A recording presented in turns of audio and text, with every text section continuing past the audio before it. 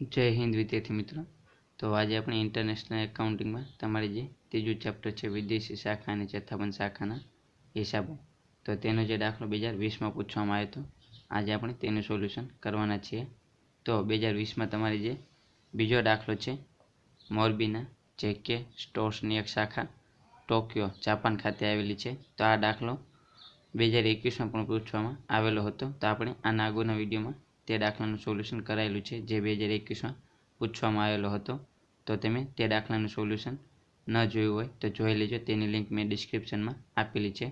तो आज आपणे आज बीजो दाखलो छे तेनी अथवामां जे दाखलो तमने पूछवामां आव्यो हतो राजकोटना राज स्टोर्सनी एक शाखा टोरेंटो में छे। तो आज आपणे आ दाखलानुं सोल्यूशन करवाना छीए। आ दाखलो पण तमारे 20 मार्क में पूछवामां आव्यो हतो। तो आ चेप्टर में तमारे 20 मार्कनो दाखलो पूछवामां आवशे अने बे रीतना दाखला पूछवामां आवशे। तो आज आपणे दाखलो कराईए छे सोल्यूशन। तो आमां तमारे व्यापार खातुं, नफा नुकसान खातुं, पाकું સરવૈયું અને રૂપાંતરિત કાચું સરવૈયું 4 ખાતા તૈયાર કરવાના આવશે। तो चालो આપણે સૌપ્રથમ આની રકમ જોઈએ, ત્યાર પછી આનું સોલ્યુશન કરીએ। તો આપણે રકમ જોઈએ તો આપણને રકમમાં આપેલું છે કે રાજકોટના રાજ સ્ટોર્સની એક શાખા ટોરેન્ટોમાં છે, ત્યાંનું ચલણ કેનેડિયન ડોલર છે, એટલે કે રાજકોટ મુખ્ય ઓફિસ થશે અને રાજકોટની શાખા ક્યાં આવેલી છે? ટોરેન્ટોમાં આવેલી છે। અને ટોરેન્ટોનું ચલણ શું છે? તો ત્યાં ચલણ ડોલરમાં છે, એટલે કે આપણે તેનું રૂપિયામાં રૂપાંતરણ કરવાનું છે, કારણ કે મુખ્ય ઓફિસ ભારતની છે। ત્યાર પછી આપણે જોઈએ તો આપણને કીધેલું છે કે ટોરેન્ટો શાખાનું તારીખ 31/3/2020ના રોજનું કાચું સરવૈયું નીચે મુજબ છે, એટલે કે જે રાજકોટની શાખા ટોરેન્ટોમાં આવેલી છે ત્યાંનું આપણને કાચું સરવૈયું નીચે મુજબ આપવામાં આવેલું છે અને ડોલરમાં છે કેનેડિયન। તો આપણે આનું રૂપિયામાં રૂપાંતરણ કરવાનું છે। તો સૌથી પહેલાં આપણે જોઈએ તો આપણને કાચા સરવૈયામાં કઈ કઈ વિગત આપેલી છે? तो शुरुआतनो स्टॉक आपेलो छे, तेनी उधार बाकी आपेली छे डॉलर में $5000। त्यार पछी खरीद अने वेचाण आपेलुं छे, तो खरीदी आवशे उधार बाकी ते $13000 गणाशे, $13000 अने वेचाण आवशे जमा बाकी ते $31000 गणाशे। तो खरीदी माटे आपणे सरेराश विनिमय दर ध्यानमां लईशुं अने वेचाण माटे पण आपणे सरेराश विनिमय दर ध्यानमां लईशुं। शरूआतना स्टॉक माटे आपणे शरूआतनो विनिमय दर ध्यानमां लईशुं। त्यार पछी मुख्य ऑफिसनुं खातुं, तो ते आपने आपेलू है, तेनी जमा बाकी आवशे 13000। त्यार पछी देवादार अने लेणदार आपने आपेला है, तो देवादारनी उधार बाकी आवशे ते आवशे 2000 अने लेणदार आवशे 1500। तो आना माटे आपणे देवादारी चालू मिलकत में आवशे, लेणदारी चालू जवाबदारी में आवशे। तो चालू मिलकत होय के चालू जवाबदारी, तेना माटे आपणे आखरनो विनिमय दर ध्यानमां लईशुं। तो कई विगत माटे कयो विनिमय दर ध्यानमां लेवुं तेनी आपणे चर्चा आ चेप्टरनो पार्ट 1 करीने जे विडियो मूकेलो छे तेमां करेली है। ते विडियो जोवा माटे उपरनी साइड कॉर्नर पर तमने आई बटन देखातुं हशे, त्यां क्लिक करशो तो पण तमे ते विडियो जोई शकशो अने तेनी लिंक में डिस्क्रिप्शन में पण आपेली है, तो त्यांथी जईने पण तमे ते विडियो जोई शकशो। तो खास तो सौप्रथम तमे ते विडियो जोई लेजो, तो तमने ख्याल आवशे कि कई विगत माटे कयो विनिमय दर ध्यानमां लेवो। त्यार पछी कायमी मिलकत, तो कायमी मिलकत आवशे $20000। तो कायमी मिलकत माटे कयो विनिमय दर ध्यानमां लेवो? तो खास याद राखवानुं कि कायमी मिलकतनी जे तारीखे खरीदी करवामां आवी होय ते विनिमय दर ध्यानमां लेवो, परंतु आपणे तारीख आपवामां न आवी होय तो तेना माटे आपणे शरूआतनो विनिमय दर ध्यानमां लेवानो। त्यार पछी रोकड़ बैंक, तो रोकड़ बैंक आवशे $1200, तो तेना माटे आपणे आखरनो विनिमय दर ध्यानमां लईशुं। अने त्यार पछी शाखा संचालनना खर्चा, तो आना माटे आपणे सरेराश विनिमय दर ध्यानमां लईशुं। त्यार पछी आपणे वधारानी माहिती आपेली छे, तो आपणे जोईए तो आपणे कीधेलुं छे कि शाखाए वर्षना अंते आखा स्टॉकनुं मूल्यांकन $4500 करेल छे, एटले कि आपणने आखरनो स्टॉक पण आपेलो छे $4500। तो आनुं आपणे रूपियामां रूपांतरण करशुं। आखरना स्टॉकनुं रूपियामां रूपांतरण करवा माटे आपणे आखरनो विनिमय दर ध्यानमां लईशुं। त्यार पछी आपणे बीजी विगत आपेली छे कि मुख्य ऑफिसना ચોપડે शाखा खातानी उधार बाकी 7 लाख दर्शावेली छे, एटले कि आपणे जे मुख्य ऑफिस खातानी जमा बाकी आपेली छे 13000, तो तेना आपणे रूपियामां रूपांतरण करशुं तो आपणे मळशे 7 लाख। तो आपणे मुख्य ऑफिस माटे कोई विनिमय दर ध्यानमां लेवानो नथी, परंतु तेनी जे आपणे खरेखर आपेली छे बाकी 7 लाख ते ज आपणे ध्यानमां लईशुं। त्यार पछी आपणे जोईए तो आपणे विदेशी हुंडियामणनो विनिमय दर नीचे मुजब आपवामां आवेलो छे। તો 1/4/2019 એટલે કે શરૂઆતનો વિનિમય દર આપેલું છે 1 કેનેડિયન ડોલર બરાબર 50 રૂપિયા, એટલે કે $1 બરાબર આપણે 50 રૂપિયા ગણવાના. ત્યાર પછી આખરનો દર આપેલો છે $1 બરાબર 54 રૂપિયા અને સરેરાશ વિનિમય દર આપેલો છે $1 બરાબર 52 રૂપિયા. તો આ ત્રણ દરના આધારે આપણે રૂપાંતરિત કાચું સરવૈયું તૈયાર કરીશું. સાવ સહેલો દાખલો છે. તમને ખ્યાલ આવી જાય કે કઈ વિગત માટે કયો વિનિમય દર ધ્યાનમાં લેવો તો આ દાખલો સાવ સહેલો છે. અન્ય કોઈ આપણે વર્કિંગ નોટ કરવાની નથી. તમને રૂપાંતરિત કાચું સરવૈયું તૈયાર કરતા આવડશે તો તેના આધારે તમને વ્યાપાર ખાતું, નફા નુકસાન ખાતું અને પાકું સરવૈયું પણ તૈયાર કરતા આવડશે. કારણ કે રૂપાંતરિત કાચા સરવૈયામાં જે વિગત હોય તે આપણે 1 by 1 જેમાં આવતી હોય તેમાં મૂકવાની. શાખામાં નફા નુકસાન ખાતામાં આવતી હોય તો નફા નુકસાન ખાતામાં, વ્યાપાર ખાતામાં આવતી હોય તો વ્યાપાર ખાતામાં અને પાકા સરવૈયામાં આવતી હોય તો પાકા સરવૈયામાં આપણે મૂકવાની છે. અન્ય કોઈ પણ ગણતરી કરવાની નથી. ત્યાર પછી આપણે કીધેલું છે અહીં કે મુખ્ય ઓફિસ મહેસૂલી ખર્ચ અને મહેસૂલી આવક માટે સરેરાશ દર અપનાવે છે. તો આ મુખ્ય ઓફિસ મહેસૂલી ખર્ચ હોય કે મહેસૂલી આવક હોય તેના માટે હંમેશા સરેરાશ દર જ અપનાવવામાં આવશે. તમને સૂચના આપવામાં આવી હોય તો પણ ભલે અને સૂચના આપવામાં ન આવી હોય તો પણ આપણે સરેરાશ વિનિમય દર અપનાવો. ત્યાર પછી આપણે કીધેલું છે કે મુખ્ય ઓફિસના ચોપડે શાખાના વાર્ષિક હિસાબો તૈયાર કરો. તો આપણે અહીં 4 ખાતા તૈયાર કરવાના છે. તો સૌથી પહેલાં તમારે આ રીતનો દાખલો પૂછાય તો સૌથી પહેલાં તમારે આ રીતનું રૂપાંતરિત કાચું સરવૈયું તૈયાર કરવાનું, જેમાં વિગત, ત્યાર પછી વિનિમય દર ધ્યાનમાં લેવાનો. ત્યાર પછી આપણને જે કાચા સરવૈયામાં આપેલું છે ડોલરમાં, ઉધાર બાકી ડોલર અને જમા બાકી ડોલર, તો તે આપણે લખવાનું ઉધાર બાકી ડોલરમાં, જમા બાકી ડોલરમાં. આનું આપણે રૂપિયામાં રૂપાંતરણ કરવાનું છે. તો ઉધાર બાકી રૂપિયામાં અને જમા બાકી રૂપિયામાં. ત્યાર પછી આપણને જે કાચા સરવૈયામાં વિગત આપેલી છે તે આપણે 1 by 1 ધ્યાનમાં લઈશું અને તેનું આપણે રૂપિયામાં રૂપાંતરણ કરીશું. તો સૌથી પહેલાં આપણે જોઈએ તો શરૂઆતનો સ્ટોક. તો શરૂઆતના સ્ટોકની ઉધાર બાકી $5000 છે. તો તે ધ્યાનમાં લઈશું આપણે. તો શરૂઆતનો સ્ટોક, તેની ઉધાર બાકી આવશે ડોલરમાં 5000. તો આનું આપણે રૂપિયામાં રૂપાંતરણ કરવા માટે શરૂઆતના સ્ટોક માટે કયો વિનિમય દર ધ્યાનમાં લઈશું તો શરૂઆતના સ્ટોક માટે આપણે શરૂઆતનો વિનિમય દર ધ્યાનમાં લઈશું. તો શરૂઆતનો વિનિમય દર આપણો 50 રૂપિયા છે. $1 બરાબર 50 રૂપિયા, એટલે કે $5000 ગુણ્યા 50 રૂપિયા. તો આપણને શરૂઆતના સ્ટોકની બાકી મળશે 2,50,000, એટલે કે શરૂઆતના સ્ટોકનું આપણે રૂપિયામાં રૂપાંતરણ કરશું તો આપણને 2,50,000 મળશે. ત્યાર પછી બીજી વિગત આપણે ધ્યાનમાં લઈએ તો આપણને ખરીદ અને વેચાણ આપેલું છે. તો ખરીદીની ઉધાર બાકી હોય, વેચાણની જમા બાકી હોય. તો $13,000 અને $31,000 છે. તો સૌથી પહેલાં આપણે તે લખી દઈશું, ખરીદી અને વેચાણ. 13,000 ખરીદીની ઉધાર બાકી આવશે એટલે ઉધાર બાજુ આપણે લખવાનું અને વેચાણની જમા બાકી આવશે તો જમા બાજુ આપણે લખવાનું 31,000. ત્યાર પછી ખરીદી અને વેચાણ માટે કયો વિનિમય દર આપણે ધ્યાનમાં લઈશું તો ખરીદી અને વેચાણ મહેસૂલી ખર્ચ અને આવક ગણાશે. તો મહેસૂલી ખર્ચ અને આવક માટે આપણે સરેરાશ વિનિમય દર અપનાવો. તો સરેરાશ વિનિમય દર આપણો આવશે 52 રૂપિયા. તો સરેરાશ વિનિમય દર આપણે 52 રૂપિયા ધ્યાનમાં લઈશું ખરીદી અને વેચાણ માટે. તો 52 વિનિમય દર આવશે ગુણ્યા ડોલર આવશે 13,000, તો આવશે 6,76,000 ખરીદી. તેવી રીતે વેચાણ $31,000 અને 52 રૂપિયા વિનિમય દર, તો આપણને મળશે 16,12,000. તો આ થશે આપણું વેચાણ. ત્યાર પછી મુખ્ય ઓફિસનું ખાતું. તો મુખ્ય ઓફિસ આપણે જોઈએ તો 13,000 છે. તો મુખ્ય ઓફિસની આપણે લખીશું મુખ્ય ઓફિસનું ખાતું, એટલે કે હેડ ઓફિસ એકાઉન્ટ 13,000. મુખ્ય ઓફિસની જમા બાકી આવશે દરેક વખતે, તો આપણે જમા બાજુ લખીશું 13,000. ત્યાર પછી આપણે મુખ્ય ઓફિસ માટે કોઈ પણ પ્રકારનો વિનિમય દર ધ્યાનમાં લેવાનો નથી, કારણ કે તેની બાકી આપણને આપેલી છે દાખલામાં. તો મુખ્ય ઓફિસના ચોપડે શાખા ખાતાની ઉધાર બાકી 7 લાખ દર્શાવેલી છે. તો આ આપણે ધ્યાનમાં લઈશું 7 લાખ.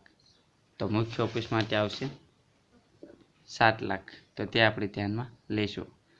મુખ્ય ઓફિસ માટે કોઈ પણ વિનિમય દર ધ્યાનમાં લઈશું નહીં. તમને જ્યારે સૂચના આપવામાં આવી હોય ત્યારે વિનિમય દર ધ્યાનમાં લેવાનું. દરેક દાખલામાં તમને લગભગ મુખ્ય ઓફિસની બાકી આપેલી હશે. તો જમા બાજુ આવશે 7 લાખ. ત્યાર પછી આપણે જોઈએ તો કાચા સરવૈયામાં આપણને વિગત આપેલી છે દેવાદાર અને લેણદાર. તો દેવાદાર આવશે 2,000 અને લેણદાર આવશે 1,500. તો આપણે તે લખીશું દેવાદાર અને લેણદાર 2,000. દેવાદારની ઉધાર બાકી અને લેણદારની જમા બાકી એટલે કે 1,500. ત્યાર પછી આપણે આ બંને માટે કયો વિનિમય દર ધ્યાનમાં લઈશું? તો દેવાદાર અને લેણદારી ચાલુ મિલકત અને ચાલુ જવાબદારી ગણાશે. તો ચાલુ મિલકત અને ચાલુ જવાબદારી હોય તો તેના માટે હંમેશા આપણે આખરનો વિનિમય દર ધ્યાનમાં લઈશું. તો આખરનો વિનિમય દર આપણો થશે $1 બરાબર 54 રૂપિયા. તો તે ધ્યાનમાં લઈશું. 54 રૂપિયા દેવાદાર અને લેણદાર માટે, એટલે કે દેવાદારનો આપણે જોઈએ તો $2000 ગુણ્યા 54 રૂપિયા, એટલે કે 1,08,000 આવશે. અને લેણદાર આપણે જોઈએ 1500 ગુણ્યા 54 એટલે કે 81,000 આવશે. ત્યાર પછી આપણે જોઈએ તો કાચા સર્વેમાં આપણને વિગત આપેલી છે કાયમી મિલકત 20,000. તો કાયમી મિલકત આપણે લખીશું $20,000 ઉધાર બાકી. તો આના માટે કયો વિનિમય દર ધ્યાનમાં લઈશું? તો આની આપણને ખરીદ તારીખ આપેલી નથી, તો માટે આપણને કાયમી મિલકતની ખરીદ તારીખ આપેલી ન હોય તો આપણે શરૂઆતનો વિનિમય દર ધ્યાનમાં લઈશું. અને આપણને જો કાયમી મિલકતની ખરીદ તારીખ આપેલી હોય તો જે ખરીદ તારીખ આપી હોય તે ખરીદ તારીખનો આપણે વિનિમય દર ધ્યાનમાં લઈશું. તો કાયમી મિલકત માટે આપણે શરૂઆતનો વિનિમય દર ધ્યાનમાં લઈશું $50. તો તે ધ્યાનમાં લઈશું $50, એટલે કે 20,000 ગુણ્યા 50 રૂપિયા, એટલે કે 10 લાખ આપણને મળશે કાયમી મિલકત. ત્યાર પછી રોકડ અને બેંક. તો રોકડ આવશે 1200. તો રોકડ બેંક આવશે 1200. તો રોકડ બેંક એ મિલકત ગણાશે ચાલુ. તો તેના માટે આખરનો વિનિમય દર આપણે 54 રૂપિયા ધ્યાનમાં લઈશું. તો આપણને મળશે 64,800. ત્યાર પછી લાસ્ટમાં આપણે જોઈએ તો સંચાલનના ખર્ચા 4,300. તો આપણે તે ધ્યાનમાં લઈશું. સંચાલનના ખર્ચા 4,300. તો આ વહીવટી ખર્ચ આપણે ગણીશું અને તેના માટે આપણે સરેરાશ વિનિમય દર ધ્યાનમાં લઈશું. કોઈ પણ પ્રકારનો ખર્ચ હોય તો તેના માટે આપણે સરેરાશ વિનિમય દર ધ્યાનમાં લેવાનો. તો 52 રૂપિયા ધ્યાનમાં લઈશું. તો 4300 ગુણ્યા 52 એટલે કે 2,23,600 આપણને મળશે. ત્યાર પછી આપણે જોવાનું કે પાકા સરવાળામાં કંઈ વિગત બાકી રહેતી નથી. તો આપણે હવે આનો ટોટલ કરીશું. તો સૌથી પહેલાં રૂપાંતરિત કાચા સરવાળામાં જે ઉધાર બાકી રૂપિયામાં અને જમા બાકી રૂપિયામાં છે તેનો આપણે ટોટલ કરીશું. તો આપણને મળશે ઉધાર બાજુનું ટોટલ 23,22,400 અને જમા બાજુનું ટોટલ મળશે 23,93,000. એટલે કે જમા બાજુનું ટોટલ વધુ છે, તો માટે આપણે બંને સાઈડ જમા બાજુનું ટોટલ છે તે લખી દઈશું 23,93,000, 23,93,000. ત્યાર પછી આમાંથી આપણે ઉધાર બાકીનો ટોટલ બાદ કરીશું 23,22,400. તો આપણને જે મળશે 70,600. આ આપણો વિનિમય તફાવત ગણાશે.